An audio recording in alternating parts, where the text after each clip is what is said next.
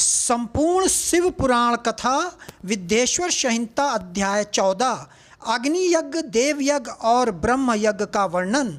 ऋषियों ने कहा, प्रभो, अग्नि यज्ञ, देव यज्ञ और ब्रह्म यज्ञ का वर्णन करके हमें कृतज्ञ करें। सूत जी बोले, महर्षियों, गृहस्थ पुरुषों के लिए प्रातः और सायंकाल अग्नि में 2 चावल और द्रव्य की आहुति ही अग्नि यज्ञ है।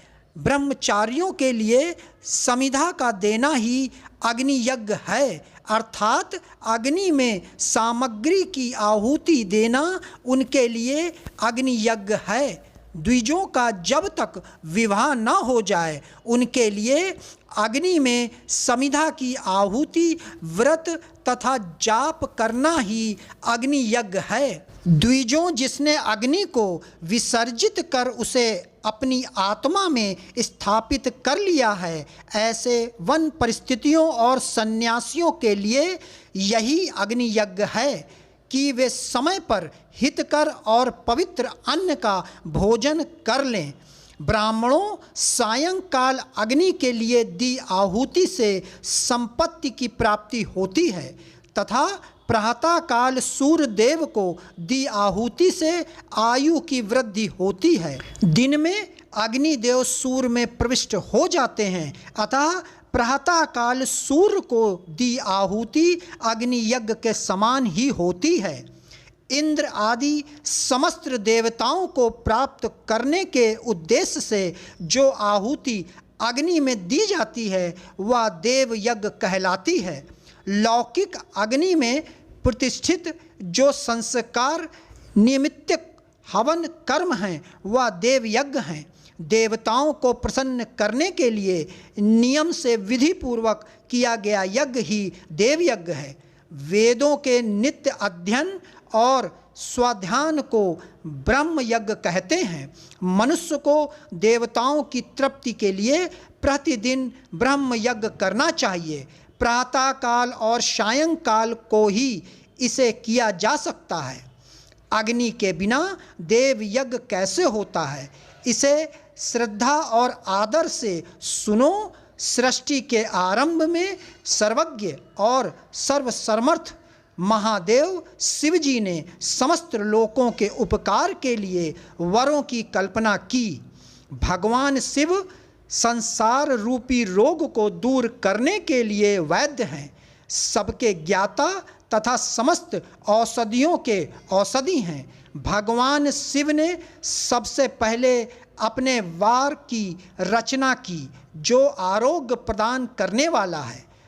तत्पश्चात अपनी माया शक्ति का वार बनाया जो संपत्ति प्रदान करने वाला है। जन्म काल में दुर्गतिग्रस्त बालक की रक्षा के लिए कुमार के वार की कल्पना की।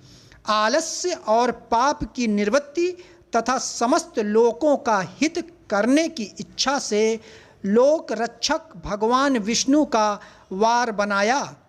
इसके बाद शिव जी ने पुष्टि और रक्षा के लिए आयुकर्ता त्रिलोक सृष्टा परमेष्टि ब्रह्मा का आयुष्कारक वार बनाया।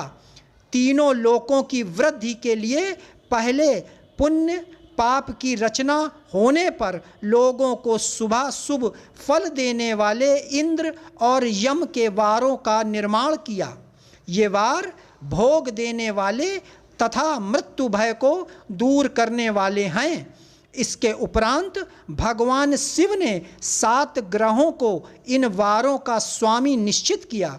ये सभी ग्रह नक्षत्र ज्योतिर्मय मंडल में प्रतिष्ठित हैं। शिव के वार के स्वामी सूर्य हैं, शक्ति संबंधी वार के स्वामी सोम, कुमार संबंधी वार के अधिपति मंगल, विष्णु वार के स्वामी बुध, ब्रह्मा जी के वार के स्वामी बृहस्पति, इंद्र वार के स्वामी शुक्र व यम वार के स्वामी शनि हैं। अपने अपने वार में की गई देवताओं की पूजा उनके फलों को देने वाली है। सूर्य आरोग्य और चंद्रमा संपत्ति के दाता हैं। बुध व्याधियों के निवारक तथा बुद्धि प्रदाता हैं। बृहस्पति आयु की वृद्धि करते हैं, शुक्र भोग देते हैं और शनि मृत्यु का निवारण करते हैं। इन सातों वारों के फल उनके देवताओं के पूजन से प्राप्त होते हैं। अन्य देवताओं की पूजा का फल भी भगवान शिव ही देते हैं। देवताओं की प्रसन्नता के लिए पूजा की 5 पद्धतियां हैं। पहले उन देवताओं के मंत्रों का जाप, दूसरा होम, तीसरा दान, चौथा तप तथा 5वां वेदी पर प्रतिमा में अग्नि अथवा ब्राह्मण के शरीर में विशिष्ट देव की भावना करके 16 उपचारों से पूजा तथा आराधना करना। दोनों नेत्रों तथा मस्तक के रोग में और कुष्ठ रोग की शांति के लिए भगवान सूर्य की पूजा करके ब्राह्मणों को भोजन कराएं। इससे यदि प्रबल प्रारब्ध का निर्माण हो जाए तो जरा एवं रोगों का नाश हो जाता है। इष्ट देव के नाम मंत्रों का जाप वार के अनुसार फल देता है। रविवार को सूर्य देव व अन्य देवताओं के लिए तथा अन्य ब्राह्मणों के लिए विशिष्ट वस्तु अर्पित करें। यह साधन विशिष्ट फल देने वाला होता है तथा इसके द्वारा पापों की शांति होती है। सोमवार को संपत्ति व लक्ष्मी की प्राप्ति के लिए लक्ष्मी की पूजा करें तथा पत्नी के साथ ब्राह्मणों को घी में पका अन्न भोजन कराएं। मंगलवार को रोगों की शांति के लिए काली की पूजा करें। उड़द, मूंग एवं अरहर की दाल से युक्त अन्न का भोजन ब्राह्मणों को कराएं। बुधवार को दधी युक्त अन्न से भगवान विष्णु का पूजन करें। ऐसा करने से पुत्र मित्र की प्राप्ति होती है। जो दीर्घायु होने की इच्छा रखते हैं वे बृहस्पतिवार को देवताओं का वस्त्र, यज्ञोपवीत तथा घी मिश्रित खीर से पूजन करें। भोगों की प्राप्ति के लिए शुक्रवार को एकाग्रचित होकर देवताओं का पूजन करें और ब्राह्मणों की तृप्ति के लिए षणस युक्त अन्न दें। स्त्रियों की प्रसन्नता के लिए सुंदर वस्त्र का विधान करें। शनिवार अपमृत्यु का निवारण करने वाला है। इस दिन रुद्र की पूजा करें। तिल के होम व दान से देवताओं को संतुष्ट करके ब्राह्मणों को तिल मिश्रित भोजन कराएं। इस तरह से देवताओं की पूजा करने से आरोग्य एवं उत्तम फल की प्राप्ति होगी।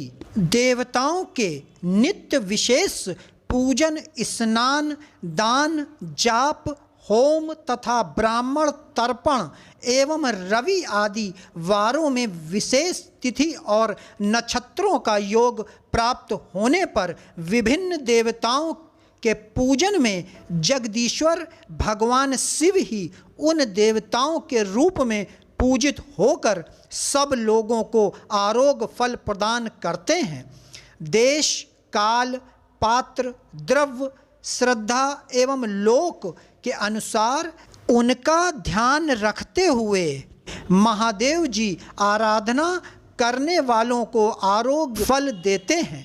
मंगल कार्य आरंभ में और अशुभ कार्यों के अंत में तथा जन्म नक्षत्रों के आने पर गृहस्थ पुरुष अपने घर में आरोग्य की समृद्धि के लिए सूर्य ग्रह का पूजन करें। इससे सिद्ध होता है कि देवताओं का पूजन संपूर्ण अभिष्ट वस्तुओं को देने वाला है। पूजन वैदिक मंत्रों के अनुसार ही होना चाहिए। शुभ फल की इच्छा रखने वाले मनुष्यों को 7 दिन अपनी शक्ति के अनुसार देव पूजन करना चाहिए। निर्धन मनुष्य तपस्या व व्रत आदि से तथा धनी धन के द्वारा देवी देवताओं की आराधना करें। जो मनुष्य श्रद्धापूर्वक इस तरह के धर्म का अनुष्ठान करता है वह पुण्य लोक में अनेक प्रकार के फल भोग कर पुनः इस पृथ्वी पर जन्म ग्रहण करता है। धनवान पुरुष सदा भोग सिद्ध के लिए मार्ग में वृक्ष लगाकर लोगों के लिए छाया की व्यवस्था करते हैं और उनके लिए कुएं बावली बनवाकर पानी की व्यवस्था करते हैं। वेद शास्त्रों की प्रतिष्ठा के लिए पाठशाला का निर्माण या अन्य किसी भी प्रकार से धर्म का संग्रह करते हैं और स्वर्गलोक को प्राप्त होते हैं। समय अनुसार पुण्य कर्मों के परिपाक से अंतःकरण शुद्ध होने पर ज्ञान की सिद्धि होती है। द्विजों, इस अध्याय को जो सुनता, पढ़ता अथवा सुनने की व्यवस्था कराता है उसे देव यज्ञ का फल प्राप्त होता है। भक्तों, आगे की कथा विद्येश्वर संहिता अध्याय 15 अवश्य सुने। आशा करता हूँ कि यह संपूर्ण शिव पुराण कथा आप सभी को सुनने में अवश्य पसंद आ रही होगी। तो हमें कमेंट में ओम नमः शिवाय लिखना ना भूलें और हमारे चैनल को लाइक करें, सब्सक्राइब करें। नमस्कार।